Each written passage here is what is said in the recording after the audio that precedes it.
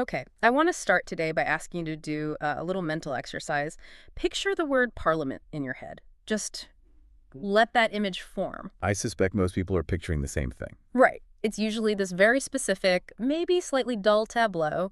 You've got, rows of seats, maybe in a semicircle. You have microphones, people in suits, Yeah. shuffling papers. It's quiet. It is the architecture of order. Exactly. And frankly, we tend to think of it as boring. But I've always thought that boring in politics is actually a illusory. When a parliament is boring, it means the system is doing what it's supposed to do. It's containing conflict. Yes, it's people using words, droning endless words instead of, well, something else. That's the social contract of a legislature right there. You trade physical force for debate. It might be a heated debate. It could be angry, but it stays a debate. But the reason we're here today is because we have a report in front of us that just completely shatters that image. Oh. We are looking at a source detailing a recent session in the Somali parliament. And boring has, well, it's left the building. We're not looking at a debate. We are looking at a scene that the report itself describes as chaos erupts. And chaos is not being used hyperbolically here. Yeah. We're talking about a complete physical breakdown of the legislative process. We're talking whistles, shouting, tearing up legal documents, and this is the part that really got me. Actual physical brawls. Involving high-ranking officials, no less. It's a striking and frankly quite worrying example of what happens when that container we talked about, that structure, fails to hold the pressure. It is. So here's our mission for this deep dive. We're going to unpack this event. We need to look at the visual details of the fight because they are wild. But more importantly, we have to understand the why. Why did this happen on this specific Wednesday? What was the trigger? Exactly. And what does this explosion of violence tell us about the stability of the region right now? Because a fight like this is never just about the punch thrown in the moment. It's a symptom of a much deeper, more structural fracture. Okay, so let's set the scene. The source material centers on a specific Wednesday session. How did this all begin? Was the tension just palpable from the moment they walked in? Interestingly, no. The report suggests it started, somewhat normally. It wasn't a riot from the get-go. Really? Yeah. The members of parliament, the MPs, they filed in. They took their seats. It had all the trappings of a standard legislative day. Yeah. The machinery of government was turning. So the fuse wasn't lit until the business actually started. Correct. The flashpoint was the agenda. As soon as the MPs were presented with the day's schedule, that's when it all kicked off. It's amazing how a single piece of paper can just change the entire energy in a room like that. We'll get into the content of that agenda in a bit, but I want to focus on the reaction. The source says it went south fast. Oh, very fast. The report describes the atmosphere shifting from a standard session to heated disagreement almost immediately. Which, let's be fair, that's kind of part of the job description, right? Heated disagreement is what you pay them for. True. Disagreement is healthy. But this crossed the line from disagreement to outright disruption very, very quickly. And it started with shouting. The report says shouting started spreading across the chamber. It wasn't just one or two people. It was like a wave of noise. And then we see what I would call specific disruption tactics being used. And this is where the whistles come in. Yes, the whistles. I have to pause on this because it just feels surreal. You are in the halls of government dealing with serious constitutional law, and people are blowing whistles. It sounds like a soccer match. It might seem almost childish, I suppose, but if you look at it strategically, it's actually incredibly effective. How so? Well, if your goal is just to halt proceedings, shouting is hard to sustain. You lose your voice. But a whistle creates a kind of auditory blockade. It just cuts through everything. It makes it physically impossible for the speaker to be heard or for the clerk to read a bill. It's a denial of service attack, basically. You're just jamming the signal. Precisely. It's sensory overload. The source says these repeated interruptions were designed to bring the proceedings to a standstill, and they worked. You can't debate if you can't hear yourself think. But the protest wasn't just noise. There was a visual component that I found really powerful, symbolically, the tearing of the papers. Yes, that image is central to the report. MPs were seen literally tearing up the agenda papers. Just ripping them into shreds. And think about what that means. In a bureaucracy, paper is authority. That agenda isn't just a schedule, it's the government's plan. It represents the legitimacy of the day's work. So by destroying it. By physically destroying it, those MPs are saying more than I disagree. They're saying, I reject the legitimacy of this entire meeting. It's not I'm voting no, it's I'm refusing to let you even hold the vote. Exactly. It's a total repudiation of the rules of the game. Yeah. And when you reject those rules, well, you're left with very few options. Which leads us to the most shocking part of the report, the physical altercation. The source mentions video footage from inside the hall where things just get violent. Yes.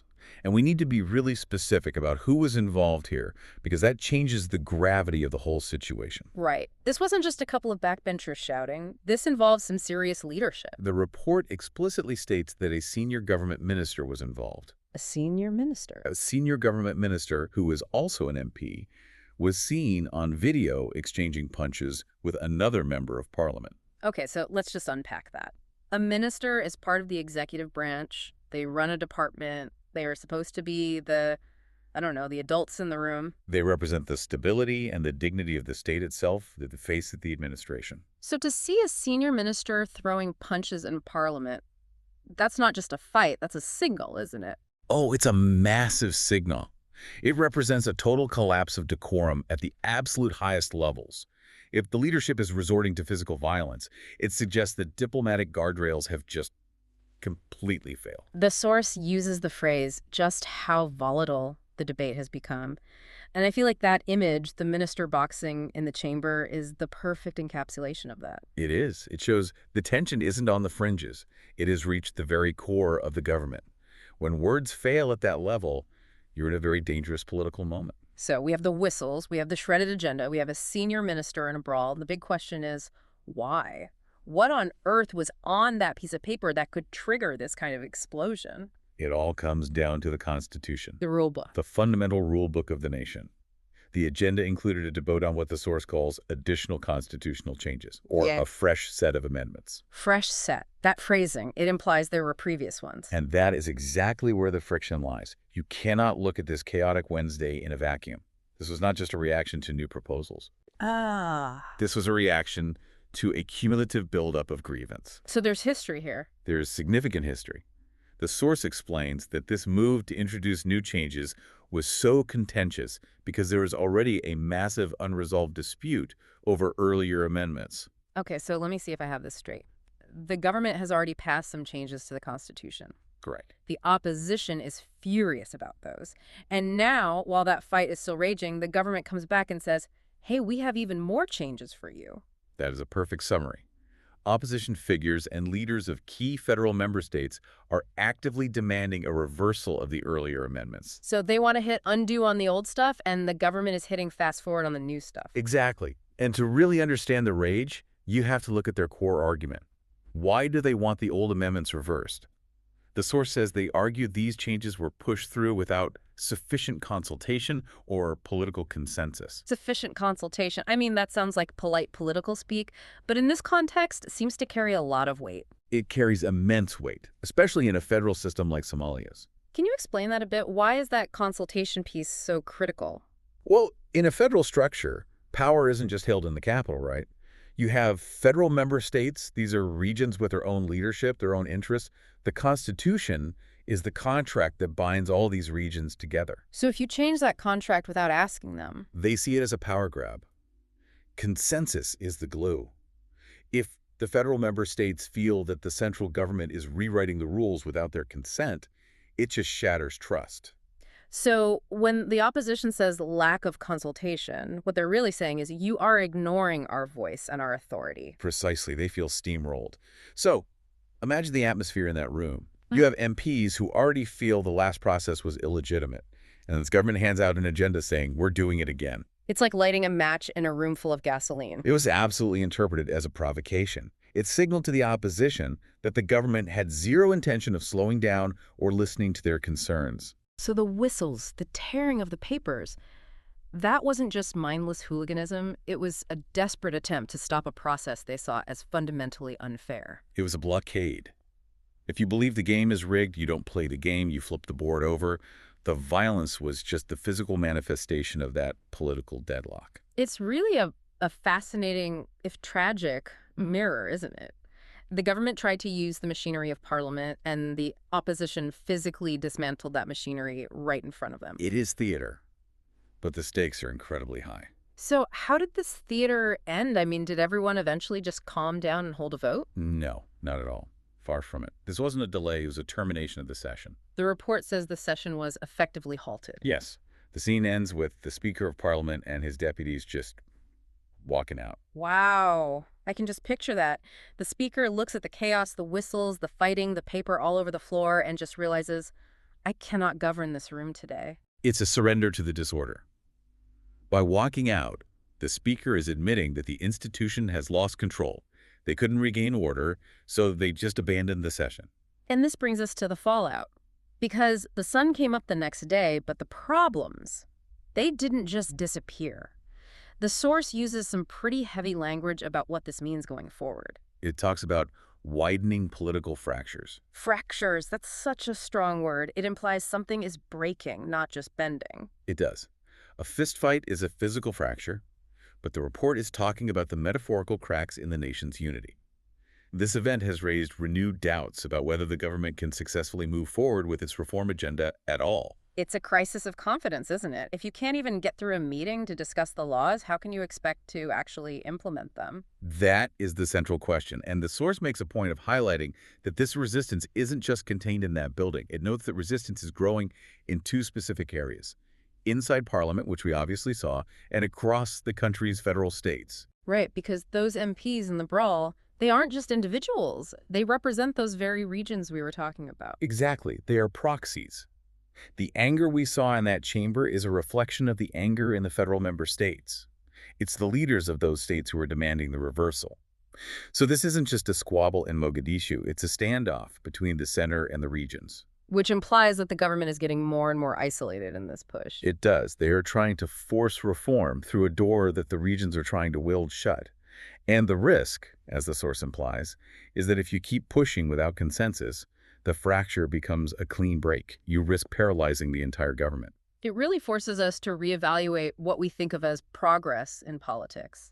We often want leaders to be decisive, to move fast.